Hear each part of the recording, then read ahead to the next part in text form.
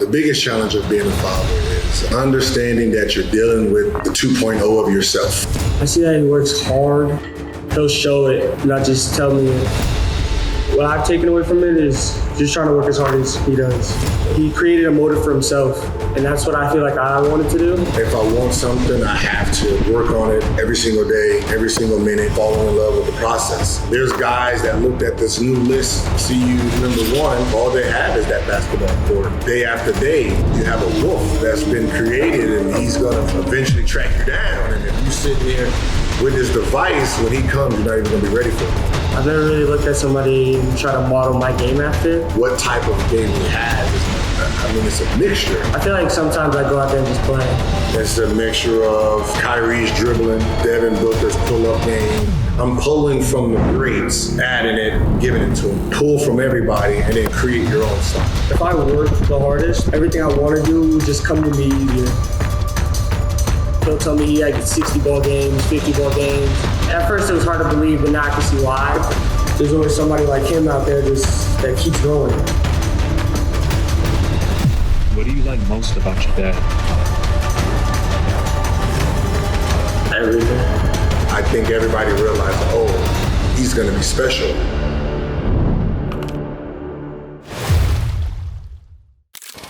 Behind every success story is a mindset driven by passion, perseverance, and a thirst for more. Welcome to Hydrate Your Hustle, where we dive deep into the stories of top performers who never settle for average. Each episode is packed with real-life experiences. We're uncovering the blueprints to the relentless development. These individuals know the power of constant growth, pushing limits, breaking boundaries, and never looking back. If you're ready to tap into their secrets, join the movement.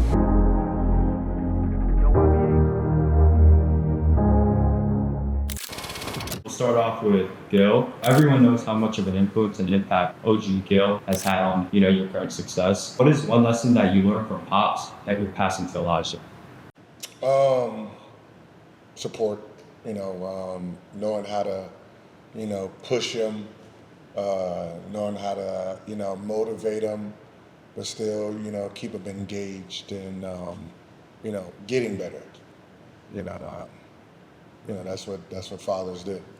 What's something your kids taught you? Something my kids taught me. They're not robots. When we get older, we assume that we did stuff like, ran 5 straight miles every day, no break, and teaching them now, you realize that was probably cap back then, because as humans, we do need breaks. So, they've been teaching me how to be patient and understanding. What about being a father challenges you the most? The biggest challenge of being a father is understanding that you're dealing with the 2.0 of yourself. You're listening to the same lies, the same tricks. You know that it's a lie because you use the same word, but pretending that, that they're getting away with it just because, that's part of the game. Understanding that, everyone has feelings and we have to understand them, don't let, things linger on day by day, attack it, move on. Gil says this about how OG Gil impacted him. By just observing him, how he kept his room and took care of the house, he was never late for work. The way he interacted with people and carried himself, he gave me so much attention. He was my model for what a father should be. Elijah, what have you observed about your father that's impacted you? What I've taken away from it is just trying to work as hard as he does. He created a motive for himself, and that's what I feel like I wanted to do. So that's what I probably took away from him. Don't be one of the cool kids. The cool kids go to the football and basketball games to see you. Sitting in the back, showing up drunk, smoking weed. You want to be the person? The cool kids come to see you. You don't want to be one of the cool kids. How has it shaped your mentality, but also like your mindset? I've never really been into that. I feel like that came easy because, I've always just stayed home, worked out. But I've never really been interested in going to places like that, just really going out. So I feel like that's just a reminder of just keep doing what I'm doing. But you understand that, no? Yeah. Like he's, been on some of those circuits, and he will see the people that's trying to be the cool kid. And now he realizes, like, yep, there they go. They slipping. I'll call him and tell him about it. Like, if I see something, I'll just... Yeah. Like, yo, they vaping over here. I told you. They over here playing dice. Ain't trying to be cool, man. You can't be cool, too. I heard Gil had you go to LeBron's locker after a Lakers game and how it taught you about key details and really being great at everything, including organization. What is one lesson Gil taught you from the habit or routine of Kobe? I feel like all the top players, especially those two, they're really big on being neat, on time. And just seeing LeBron's locker, I could just imagine what Kobe's was. All his stuff is neat. There's nothing missing, laying around. Because I visited his locker, and all I see is just perfection. But when I see that, and then I see everybody else's, that shows me that he's the leader, that he's the one that's on time, just always doing the right things. And that's what I got out of it. As far as work ethic, you guys both are at the top of your game. You're for Basketball, for podcasts. How do you both consistently keep your work ethic at a high level? I came from there where there was really no trainers. It was more of self-motivating, understanding that, if I want something, I have to work on it every single day, every single minute, falling in love with the process. Well, unfortunately, he doesn't have the same. He has luxury, right? He has luxury. He doesn't, he doesn't have to starve for something. So, with him, it's, trying to give him the understanding that, you're privileged. So you have to have another type of hunger. You have to actually love it more to want to get up and do it every single day. Like the Steph Currys and the Clays, those guys came from, NBA background, so that hunger is different. It's more love. I love it so much that I want to put it down, right? And that's what I have been trying to instill in him, where it's not about, I got to do this because I'm trying to change your life. You have to love it now, and the love is what keeps you going. I feel like that's what I've been trying to find, like what motivates me. I feel like what I've been trying to not do, but what he tells me is like he'll give me a reminder, just basically even a text or just a call. He'll basically give me something and see if I can do it. And me wanting to do it is probably the toughest thing for me because, I just have everything or like just distractions all around me. But I feel like it's been easier to just wanting to do it, like wanting to get up and go work out. And I feel like I'll get better at it just every day I do. And we didn't have cell phones.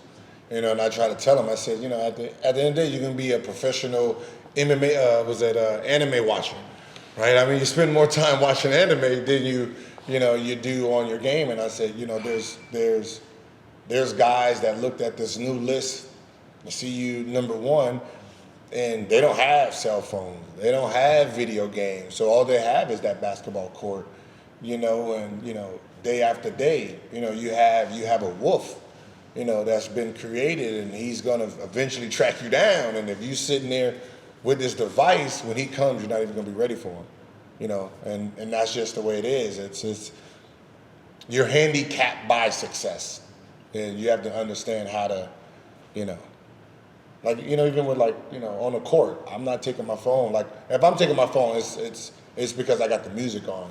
But other than that, if I've decided to go outside, I'm putting my phone away. And then I'm go there, do my work, and then I can get back to my phone later. It's that sometimes I think, kids today think that they're missing something. You can't miss something that's on YouTube, right? You pause. That's what's hard. Yeah, I can go work out for 12 hours, come back and unpause it. It's just not going anywhere. This is not like Saturday where, if you miss the 12 o'clock, you're never going to see that episode again, right? And you got to try to find some rerun that wasn't being played back then. So, it's one of those things where they have to really be mindful and understand that everything you're watching can be watched anytime. So do your work first and then enjoy whatever you're trying to enjoy. We pulled up to the 3SFB circuit to see, what do you think? Who are the players you model your game off of? It's probably been another big challenge. I've never really known that. I've never really looked at somebody and try to model my game after.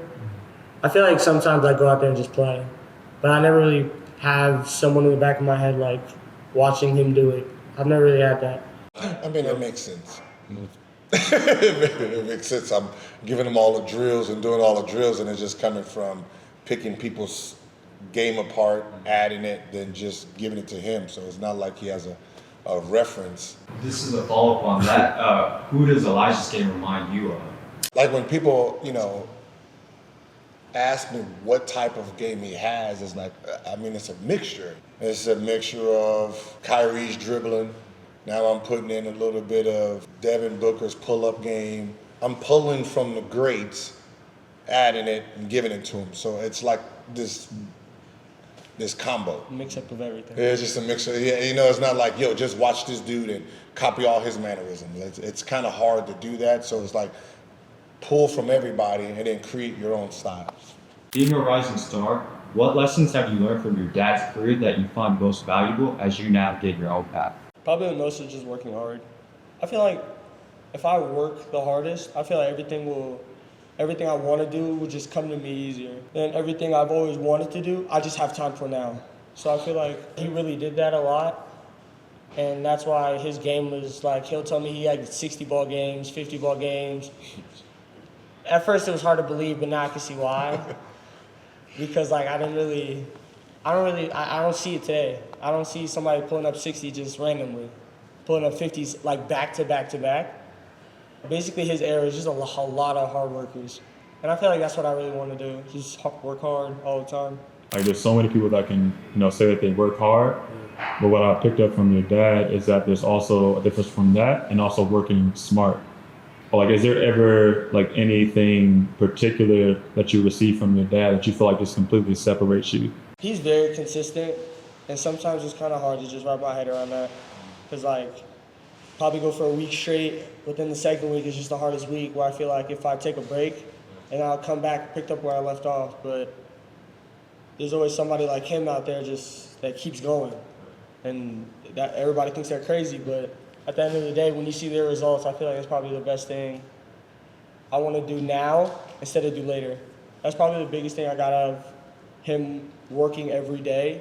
Even now that work ethic brought into his podcast from basketball, and I feel like if he would have told me he was doing this podcast probably years ago, I probably would have said, why? Like, just stick with basketball. But as long as he works hard at it, he could really just do something else. And I feel like no matter what I do, I feel like I always have that. Every day, chip away.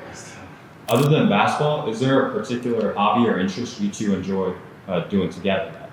Together? What's so funny is before, was it before COVID? No, during COVID. During COVID. It was Fortnite, Nick. Hey, hit it. We got him. 5 o'clock, waiting. Got him. Let's go. It was Fortnite, and then a lot in middle school, it was Call of Duty. I played a lot of Call of Duty in middle school, and that's what we did. After school, we used to just, I had a bunk bed, and I'd sit on top, he'd sit on the bottom, and then we'd just play a lot. But anything would just probably make up something. Like, it could be anything. And then ABCD one did that. We play this game in the car. It's called ABCs. So you find a word, just like as we're driving, we'll be driving somewhere. It don't matter if we're driving home from somewhere, driving to a game. He told me this game about like ABCs. So it's like you find a letter A, like Apple, just like the Apple store. You just see it on the way and you say it, and then you go from A all the way to Z. And then that's probably the hardest game to play. Yeah, whoever can get there faster. So you have to say all the words, but we can't say the same word. So if I see something, it's like, like avenue. He can't say avenue when he sees it, so he has to use another word. And then we go B, C, all the way to Z. So obviously Q's, X's become very, very hard. That's probably now. I feel like back then it was probably buggy. Buggy was, we did buggy. But it's like just training the eye to see faster from far away. And it's like when my dad played that with me, we used to do buggy, it makes me look everywhere, look inside stuff. And as a point guard, you have to be able to see everything that's going on at the same time. And for some reason, I just thought that helped me. So with them, the same thing, 1, 2, 3. So now, cars are moving, and we do the same thing with, all the way to whenever we're going, 1, 2, 3. So we're looking at license plates, looking at January. And sometimes we got one group playing this and one group playing alphabet. So I'm sitting here driving A274 exit, like I'm sitting there just, but it just keeps the mind sharp. Instead of just sitting there on the phone, like, all right, y'all ready? Let's go. You got everybody hanging out the window looking. I lose every time. Yeah, they can't beat me. What are some of the most memorable father-son moments you shared with each other off the basketball court? Probably after a game. After a game, we'll talk a lot. We could talk about basketball, and basketball turns into dinosaurs. Dinosaurs turn into back in the day turns into something else. And I feel like after either a good or a bad game, no matter what it is, I feel like I always have something to come back to. Just to talk about. I knew we were going to talk about anything. I can make up something. We're just going to talk about it. I'm not one of the parents that that is yelling, like if I say something, it's rare. But I'm not one of those parents that's trying to autocorrect during the game. Like, you're sitting there yelling every play, and because it's like, that's your job. So if that's your job, you see it the way you see it. And then after the game, we just talk about plays, this, and, I remember when he got ripped, or he has a game win on the line, and then he has the guy, and then he calls a pick and roll, right? And then he took his eye off the ball, and then the guy ripped him. Oh, yeah. Went in and scored the layup, and that was game over, right? And he lost the game. And I said, that's a feeling you need to have. It's because, this feeling of, you let your teammates down, now it's how you respond. What are you going to respond like? Like, I think, was it 56? Yeah. 56, and I had like 43, 40. Yeah. And it's 39.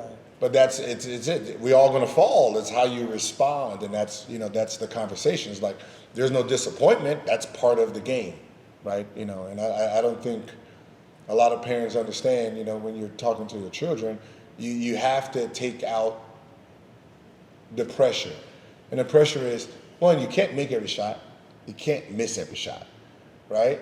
You're going to make shots you didn't supposed to make. You're going to miss shots that you didn't supposed to miss, right? You're going to, make tough layups. You're going to miss wide open layups. So if that's part of the game, go play. Just play it, right?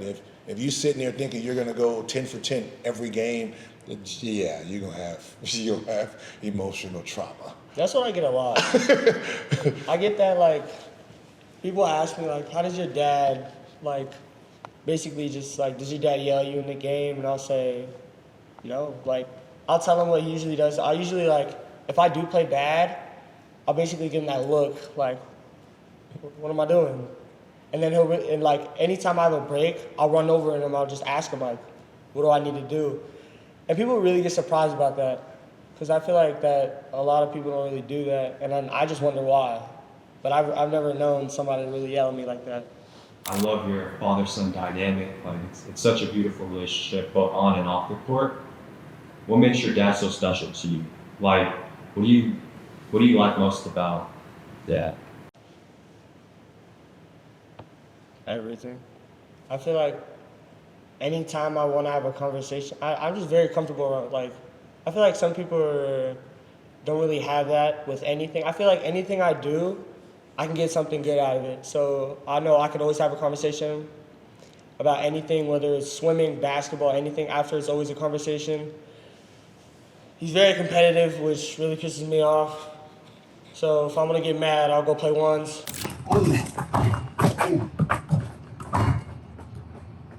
Dang, Elijah. He scored on you. Four times in a row. I got paid to do this. I got paid to do this, boy. We'll play video games, we'll play something. But it's just like the daily thing of just, hey, what do you want to do today? And then I know to do it. What is your favorite highlight moment from Gil's career? Favorite highlight moment? Probably the one where he shot it and turned around and put his hands up. I feel like I always think about that before the games. Like, if I do hit a game winner, would I remember to do that? Like, Probably. would I try it? Because if I miss, then it's like, dang. But if I did make it, I don't think I'd be able to shoot and turn around. Like, I'll probably have to watch it go in and then do it, but I feel like it wouldn't be the same. But that's probably my favorite one. Did you ever ask him like what his thought process was going through that? Like he had to know that jump was cash. Yeah, I've asked him. He's a very confident person. I don't know where it comes from, but yeah, he said he was very confident about his shot. But I feel like I need to take probably 10,000 shots to go do that before the game. No, I don't even think I tried. Probably, I don't know. That'd be a in the moment type. 580, I'll probably do it. I have 80, but yeah, I don't know. Back to Gil. Can you share a story that highlights the proudest moment you've experienced as Elijah's father? Yeah. What was that? Probably what mentally fit? Was that mentally fit team? Mhm. Yeah. What was that? 10? Is that 11? I was 11. It was 11. Yeah. So there's a team that's called Mentally Fit, right? And they were getting, for the most part, getting spanked throughout the tournament, and then they ended up meeting in the championship, right? And the confidence that even though they lost previous, the confidence that all the kids had, and then the swagger I still got the highlight reel from it, and the swagger he had going into the game, because at this point he wasn't actually the best player on the team yet. That championship, that's when I think everybody realized, oh, he's gonna be special. Like it was just the moves, the mannerisms, the cool, like this cool breeze, right? I had a great game. He doesn't get high, he doesn't really get low, right? So just to see in the championship game against like the villain team, right? That was a great team. The wife and husband both coached. They both played, so you can already see how tense a game in that team will be. So just to see how he just became a leader of the team, and then from there he just took off, became the man on the team, started playing in the older group, and that was like the defining moment right there. Well, I want to say thank you guys. I mean, I grew up in the DMV, so Gil was like a hero to me, so it was just surreal. And just, fast forward seeing this and watching you play like at the level that you're at, I see your highlights with the Magic, and big fan of your game. I'd like to thank you guys for this. So. No problem. He still can't beat me up, so. I'm just saying quick. No, he can't beat me. No, he can't beat me. The last time we played, he cheated. That's a whole nother interview. Wait. The last time I played, the score's like, what, 48 to like 13? What are you Are we talking talking about the one that happened or the one outside? They all happen outside. What are you talking about? The ESPN one, where they went. I had on jeans, bro. That don't count. I had on some whack shoes. I had whack shoes on. I have on jeans, bro. He said that counted. He said the score's like 7-12, and then he flipped the score. I ain't trying to count that as a win. No, Our one-on-one game, we're both ready. The score is like 46 to like 12. We're going to 100. Yeah. And anytime he gets up, he'll just stop. Yeah. He'll be up 1 and he'll stop. Let's play. But he's playing James usually. No, Jane, we were just doing something for that time.